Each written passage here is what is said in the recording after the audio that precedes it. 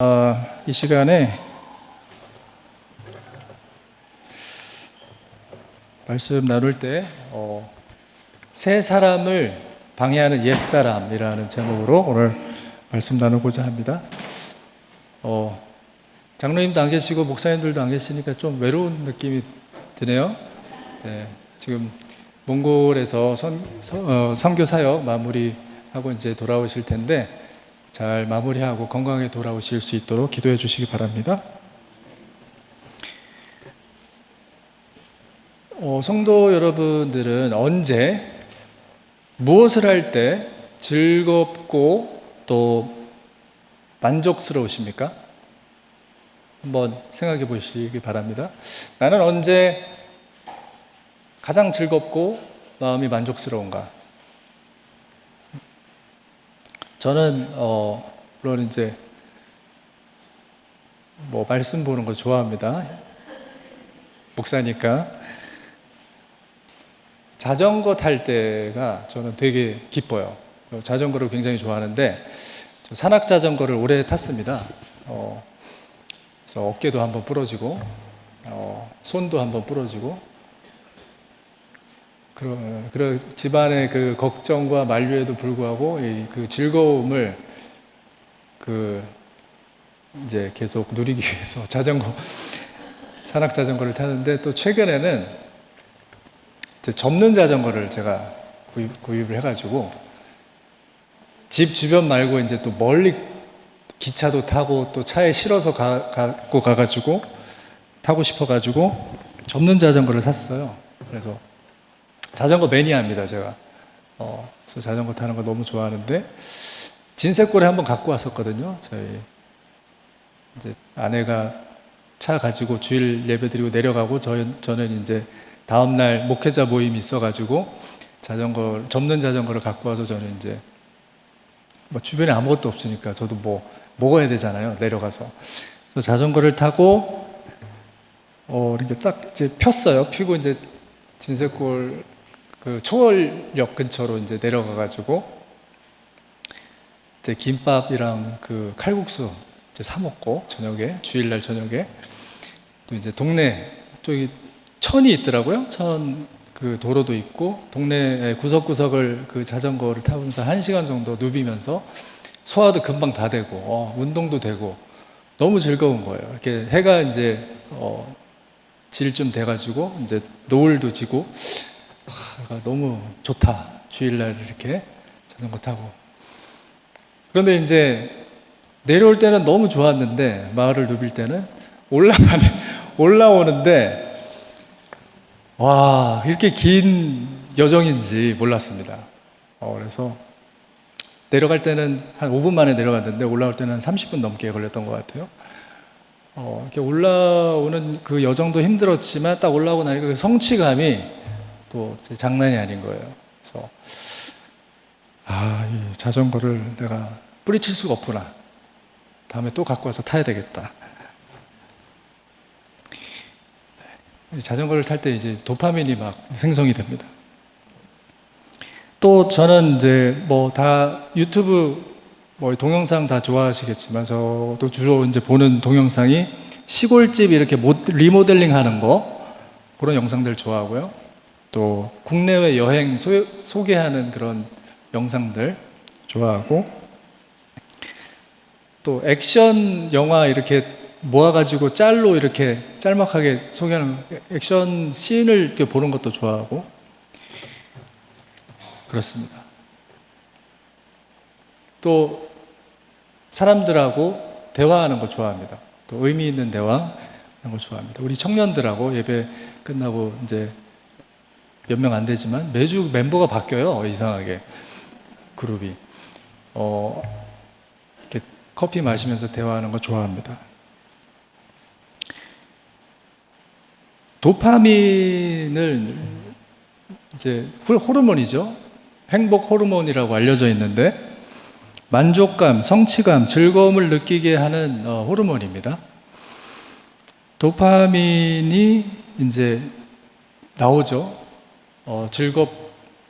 즐거움을 우리에게 주기 위해서 성취감을 주기도 하고, 또 스트레스 해소가 되기도 하고, 그래서 긍정적 기능이 있습니다. 삶에 새로운 활력을 생기게 해서 열심히 살아갈 수 있게 하는 게 도파민이에요. 열심히 무언가를 해냈을 때 보상으로서의 기쁨과 행복감을 느끼게 하고, 스트레스 받았을 때 또 뭐 운동을 하거나 뭐 이렇게 기분 전환을 할 때 도파민이 생성이 돼서 다시 스트레스도 해소되고 집중하던 일에 집중하면서 일을 계속 할 수 있도록 하는 게 이 행복 호르몬 도파민입니다. 부정적 기능도 있어요. 도파민이 즐거움을 주는 어떤 것이든지 이 도파민이 분비가 되기 때문에, 도파민이 분비가 유발되기 때문에 즐거움과 그 만족스러움 자체에만 집중을 하게 되면, 그래서 계속 자극적인 그 즐거움 자체를 얻기 위해서 도파민 유발을 계속 하게 되면 이제 중독이 되는 거죠. 그 자극 자체에 중독이 되면 이제 부작용이 일어나기도 합니다. 어디 조사한 걸 보니까 그 평상시보다 어떤 행동을 했을 때, 무엇을 했을 때 도파민이 얼마나 나오는지 수치를 이렇게 측정한 게 있더라고요. 그래서 커피나 초콜릿을 먹으면 평상시보다 도파민이 60%가 더 나온대요. 커피나 초콜릿. 저도 커피 같이 먹으면 더 좋더라고요. 저는. 이제 블랙커피랑 달달한 초콜릿. 그리고 운동과 댄스를 하면 평상시보다 100%가 더 나온대요. 도파민이. 음주를 하면, 알코올을 섭취를 하면 150%, 게임을 하면 175%, 성행위를 하면 200%, 마약, 코카인을 하면 몇 프로일까요? 900%. 네. 코카인, 마약도 뭐 종류가 다양한데 코카인의 경우는 가장 높답니다. 900%. 900%의 맛을 한번, 도파민의 맛을 보면 그 이하는 이제 즐겁지 않아요. 그렇겠죠? 그게 중독입니다. 당장의 즐거움을 위해서 더 자극적인 것을 원할 때 우리 뇌는 도파민을 많이 분비합니다. 그러다 보면 일상적인 자극에는 무기력해지죠. 역설적이게도 즐거움과 만족을 주는 도파민에 중독이 되면 오히려 삶이 무기력해진다. 이 사실을 한번 생각해 보시기 바랍니다. 우리 몸은 하나님이 설계하셨어요. 지치지 않고 때로는 만족과 기쁨을 누리며 행복하게 살 수 있도록 도파민이 나오도록 설계하셨어요. 그죠? 그런데 오늘날 우리가 살아가는 이 삶을 보면 즐거움과 만족을 추구하느라고 오히려 활력을 잃어버리고 삶이 피폐해지는 모습을, 그런 안타까운 모습을 많이 보게 됩니다. 왜 그런 걸까요? 오늘 본문은 고린도전서 시리즈로 저희가 지금 천천히 나아가고 있는데 성적으로 문란한 도시 고린도, 1세기 고린도 교회를 향해서 바울이 말씀하는 내용입니다. 당시 고린도에서는 그 그리스도의 몸으로 살아가는 고린도 교회 성도들이 세상의 어떤 그 영향을 많이 받고 있었습니다. 오늘날 교회도 그렇지만 당시 고린도 문화는 그 사람의 몸과 영혼이 따로 분리해서 작동한다라고 생각하는 플라톤 사상의 영향을 많이 받고 있었어요. 그래서 영혼은 순수한 것이지만 몸은 순수하지 않다, 이렇게 생각하는 경향이 많이 있었습니다. 영혼이 진짜 내 존재를 담고 있기 때문에 영혼을 방해하는 내 몸은 혹사시켜야 된다, 고생스럽게 해야 된다, 이렇게 생각하는 사람들이 꽤 있었다고 해요. 그래서 몸의 어떤 이 모든 욕망을 죽이기 위해서 노력했던 사람들이 많이 있었습니다. 또 한편으로는 몸은 영혼하고 무관하니까 몸이 원하는 무엇이든지 해도 된다, 이렇게 또 생각하는 사람들이 많이 있었어요.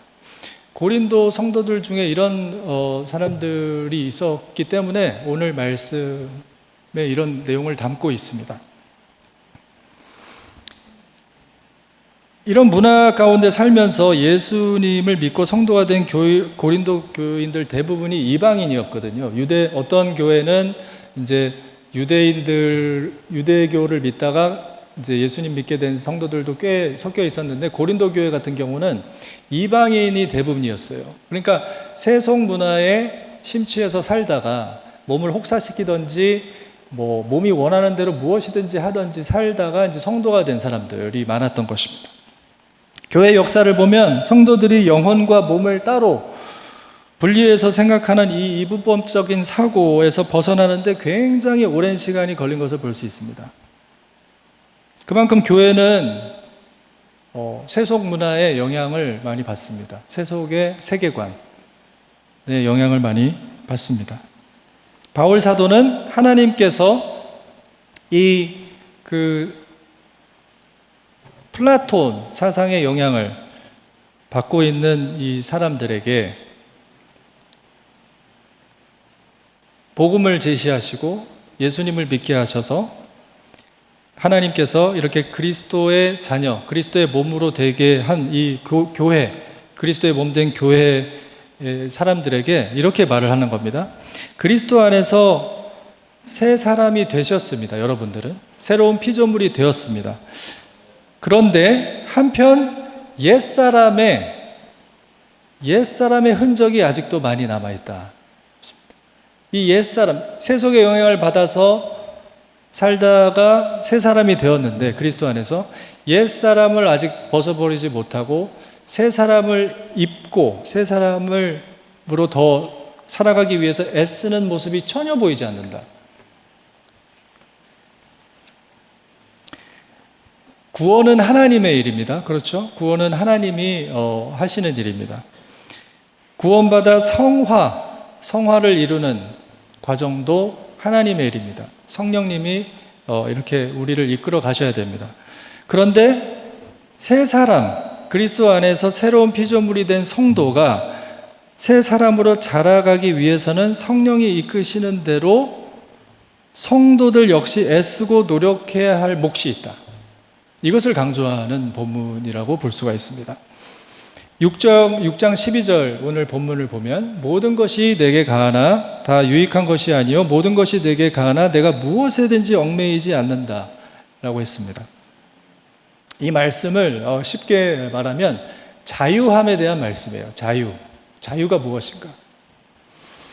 예수님의 십자가 지심으로 우리가 죄에서 해방됐죠. 성경적으로 자유함은 죄에서 해방됨입니다. 죄의 권세에서 노임을 받게 되었어요. 이 자유함이 없으면 우리는 죄의 노예로 살아갈 수밖에 없습니다. 그렇죠? 해방시켜 주셨습니다. 죄의 영향권에서. 그래서 하나님의 사람으로 살아가는 복된 삶을 살 수 있는 가능성을 활짝 열어주셨습니다. 그런데 이 자유를, 이 해방감을 하나님의 사람이 되기 위해 사용하는 것이 아니고 자기 자신의 즐거움을 위해서 사용하는 것을 경계하라 는 말씀입니다. 주님이 주신 자유로 무엇이든지 할 수 있지만 다 유익한 것이 아니다. 그 자유를 막 남용했다가는 다시 죄에 얽매이게 된다는 것입니다. 도파민이라는 호르몬이 삶의 목표가 있고 의미와 목적을 향해 나아가는 사람한테는 순기능을 해요.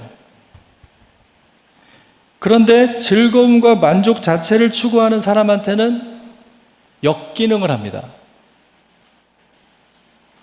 자유가 이 원리랑 똑같아요. 저 이 말씀을 보면서 도파민이 생각이 난 거예요. 자유함과 도파민을 한번 비교해서 생각을 해보세요. 하나님의 창조 질서이기 때문에 그렇습니다. 바울은 10장에서 이 오늘 본문의 12절과 똑같은 말씀을 하십니다. 10장에서 구체적으로 주님이 주신 자유를 어떻게 사용해야 되는지를 말씀하고 있습니다. 모든 것이 가하나 모든 것이 유익한 것이 아니요 모든 것이 가하나 모든 것이 덕을 세우는 것이 아니다. 누구든지 자기의 유익을 구하지 말고 남의 유익을 구하라 그랬습니다. 하나님께서 우리에게 죄에서 해방되어 자유함을 주신 이유는 그 자유로 나의 유익을 구하고 나의 즐거움을 추구하라고 주신 게 아니라 덕을 세우기 위해서 주셨다는 겁니다. 자유가, 주님이 주신 자유가 사용되는 목적이 분명합니다. 자유를 자신의 유익을 위해서 사용하지 말고 다른 이의 유익을 위해서 사용하라. 하나님은 우리가 그렇게 할 수 있도록 그리스도의 피 흘리심으로 우리로 하여금 죄의 권세에서 노임을 받게 하셨다. 자유 자체가 목적이 아닙니다. 주님께서 우리에게 자유를 주신 이유는 그 자유로 마음대로 너희가 원하는 대로 즐겁게 살아가라고 하신 게 아니에요. 하나님께서 이스라엘 백성들을 이집트의 그 압제에서 꺼내신 것은 해방 자체를 즐기라고, 해방을 누리라고 그렇게 구원해 주신 것이 아닙니다. 하나님께서 모세를 바로에게 보내시면서 지시하신 내용이 있습니다. 여러분 생각나시는지 모르겠지만 출애굽기 8장에 이렇게 나와 있습니다. 여호와께서 모세에게 이르시되 너는 바로에게 가서 그에게 이르기를 여호와의 말씀에 내 백성을 보내라. 그들이 나를 섬길 것이니라. 그렇죠? Let my people go so they can worship me. 영어 번역은 이렇게 되어 있습니다.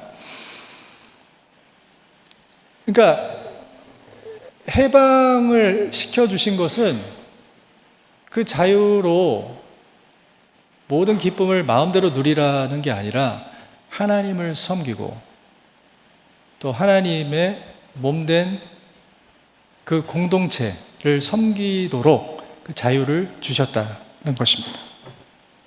이스라엘 백성들을 구원하신 것은 자유 자체를 선물하기 위함이 아니라 하나님을 섬기기 위해서 자유케 하셨다는 것입니다. 바울 사도는 오늘 본문에서 고린도 성도들에게 주님께서 주신 자유로 무엇을 해야 하는지 말씀하고 있습니다. 18절에 이렇게 나와 있습니다. 음행을 피하라. 사람이 범하는 죄마다 몸 밖에 있거니와 음행하는 자는 자기 몸에 죄를 범하느니라. 음행이 몸의 죄를 범한다고 하는 사도 바울의 말은 왜 몸에 죄를 범한다고 하냐면 이 영적인 연합에 방해가 되기 때문에 그렇습니다. 우리 몸이. 그러니까 이 본문, 이 말씀 18절 이전의 말씀을 이제 볼 텐데요. 우리의 몸이 세상에서 자유로 마음대로 할 수 있는 상태로 생각했다가 이제는 그리스도와 연합이 되었다는 겁니다. 그리고 다른 지체들과 연합이 되었다는 겁니다. 그런데 계속 예전의 옛 모습의 상태로 음행하는 것은 우리의 몸, 육신에만 이 죄를 범하는 것이 아니라 육신은 하나님이 패하신다 그랬습니다. 그런데 그리스도와 연합되었기 때문에 영혼에도 영향을 준다. 영혼에도 영향을 준다는 것입니다. 이 말씀은 몸으로 무엇을 하든지 우리의 영혼에는 아무런 영향을 주지 않는다고 생각했던 당시 그 사상, 당시 세계관에 도전이 되는 그런 말씀인 것입니다. 13절을 보면 바울이 몸과 영혼을 분리해서 생각했던 고린도 성도들에게 구체적으로 이렇게 얘기합니다. 음식은 배를 위하여 있고 배는 음식을 위하여 있으나, 그렇죠? 이 말은 당시 그 고린도 교회 사람들이 세상 사람들과 똑같이 생각했던 그런 이제 삶의 전제예요. 그러니까 음식은 배를 위해서 있지, 배는 음식을 위해서 있지, 먹고 즐기는 거지. 이거를 얘기하는 겁니다. 몸은 음란을 위하여 있지 않고 오직 주를 위하여 있으며, 그러니까 먹는 음식과 음행을 이렇게 비교해서 똑같이 놓고 지금 얘기하고 있습니다. 먹고 즐기는 그런 음식하고 몸을 즐겁게 하기 위해서 음행을 하는 거하고 비슷하게 지금 생각하는 그 사람들을 향해서 말하는 겁니다. 그렇게 있지 않다는 겁니다. 그렇게 우리에게 몸을 주신 게 아니라는 겁니다. 그리스도를 통해서 새롭게 된 여러분 성도의 몸은 그리스도와 연합되었다는 것을 강조하기 위해서 말씀하는 것입니다. 왜 이 말씀이 중요하냐면 다음 구절에 나와 있는데, 예수님이 죽으신 몸에서 이미 그 죽음을 경험하시고 그 몸이 메타포가 아니라 그 몸이, 예수님의 몸이 부활을 하셨다는 겁니다. 직접. 예수님은 몸을 가지고 계신 하나님이세요. 그죠? 하나님의 아들이십니다. 신성한 하나님이 몸을 갖고 계세요. 그 몸이 우리를 위해서 찢김을 당하시고 부활을 하셨는데, 그 부활한 새 몸에 우리를, 그리스도를 믿고 따르는 모든 사람들을 연합시키셨어요. 실제 몸이, 우리의 몸이 그래서 실제 예수님처럼 부활을 한다는 겁니다. 이게 몸도 새롭게 부활을 하지만 거기에 영적인 의미가 들어있어요. 우리의 영혼이 또 새롭게 살리심을 받았기 때문에 그리스도와 그 몸에 연합되어 있는 거예요. 그러니까 분리되어 있지 않는 거예요. 우리의 몸과 영혼은 플라톤 사상이 전제하고 있는 것처럼 분리되어 있지 않고 하나라는 거예요. 그리스도의 몸과 영혼이 하나인 것처럼 우리가 거기에 접붙임이 되었기 때문에 하나다. 그러니까 몸을 가지고 즐거움을 위해서 살았다가는 영혼에 영향을 미친다는 겁니다. 왜냐하면 그 몸에 성령이 내주하고 계신다고 그랬지 않습니까? 성령이 내주하고 있는 하나님의 성전이다. 영적인 의미가 또 담겨 있는 거예요.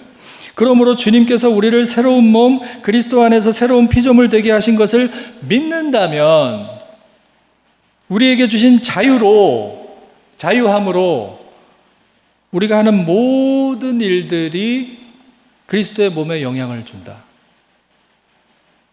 각자의 몸, 성도의 몸, 그리스도의 몸에 영향을 준다는 겁니다.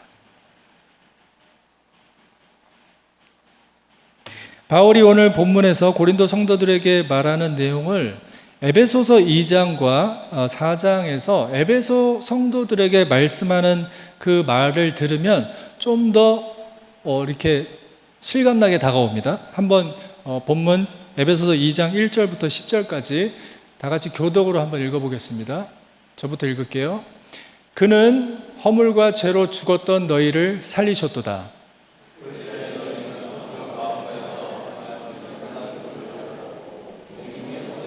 자를 따랐으나 곧 지금 불순종의 아들 가운데 역사하는 영.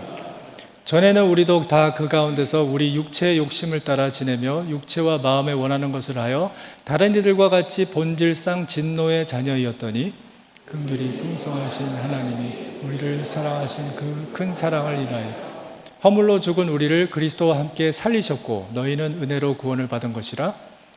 또 함께 일으키사 그리스도 예수 안에서 함께 하늘에 앉으시.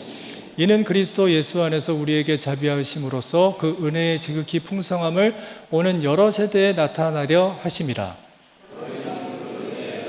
믿음으로 말 구원을 받았으니 이것은 너에게서 난 것이 아니 하나님의 선.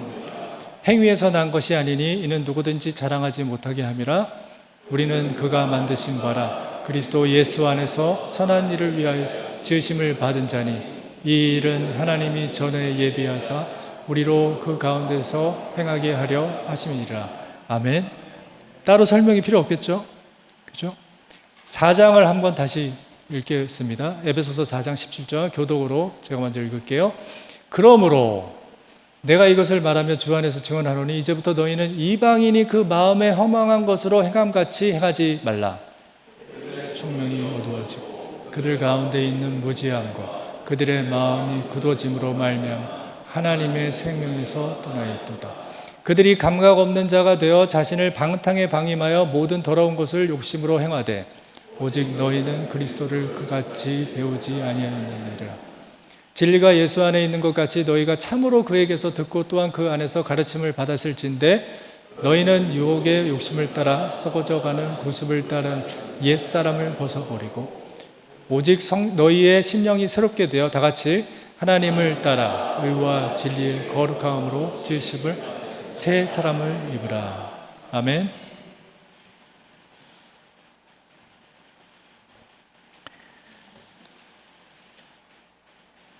고린도 교회 성도들에게 말씀하는 내용을 에베소 교인들에게 이렇게 선포하는 내용에 비추어 보면 1세기 그 초대교회 성도들이 겪었던 그런 어떤 스트러글, 어려움이 공통적으로 드러납니다.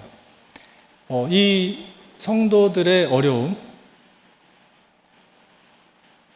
알면서 스트러글 할 수도 있고 모르면서 스트러글 할 수도 있는데 오늘날 우리 성도들이 겪는 어려움과 크게 다르지 않은 것 같아요.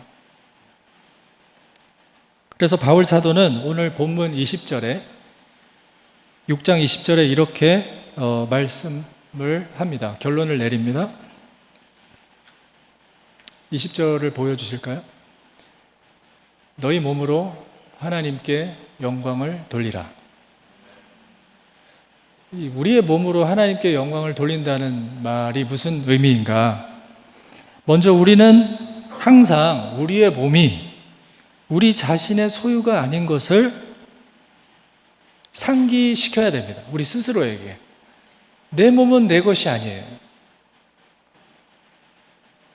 특별히 하나님께서 우리를 그리스도의 그 피로 구원하셔서 새롭게 하신 것은 새롭게 샀다. 우리 몸을 새롭게 사셨다.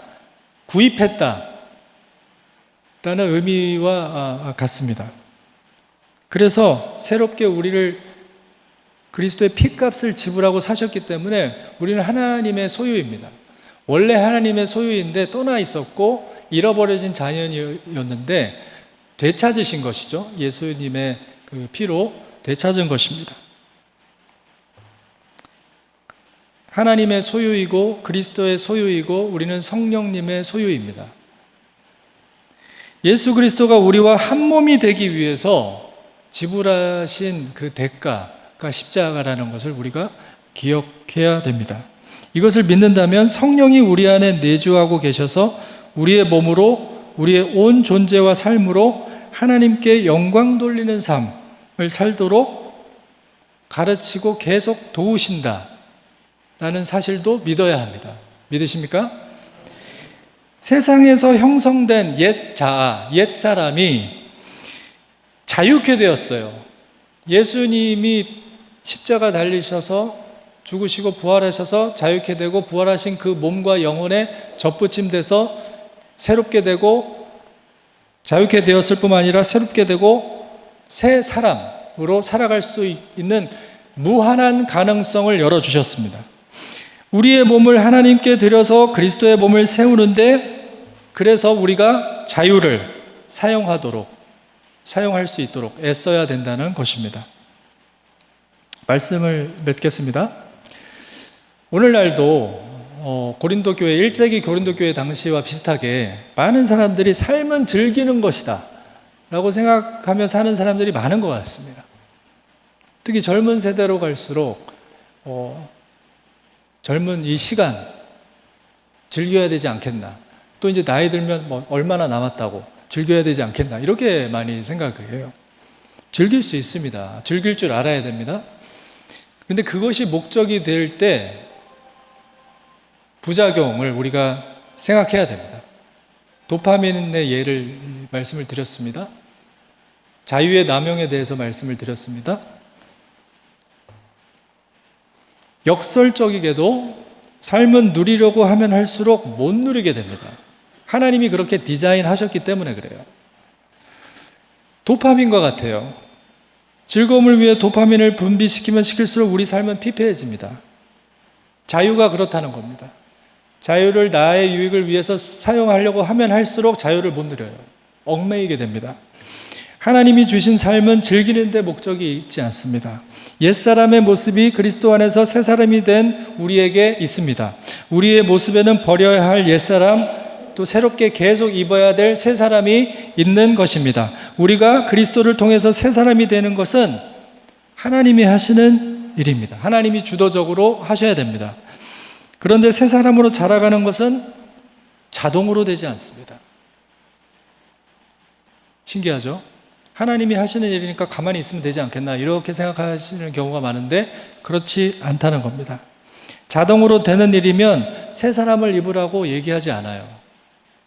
자동으로 되는 일이면 두렵고 떨림으로 너희 구원을 이루라고 말할 필요가 없습니다. 주님께서 우리에게 주신 자유로 우리의 몫을 다할 때 참 자유함과 참 즐거움이 있는 새 사람이 되어간다는 것을 성도 여러분 믿으시기를 바랍니다. 구원을 이루어가는 일과 그리스도의 몸을 세워가는 일, 그리고 우리에게 주신 자유를 사용하는 일은 결국 한 방향입니다. 하나님을 섬기고 그리스도의 몸을 하나님이 기뻐하시는 모습으로 세우는 것입니다. 그리스도의 몸은 각자의 몸, 각 가정, 교회, 넓은 의미로 이 사회, 국가까지 나아갈 수 있습니다.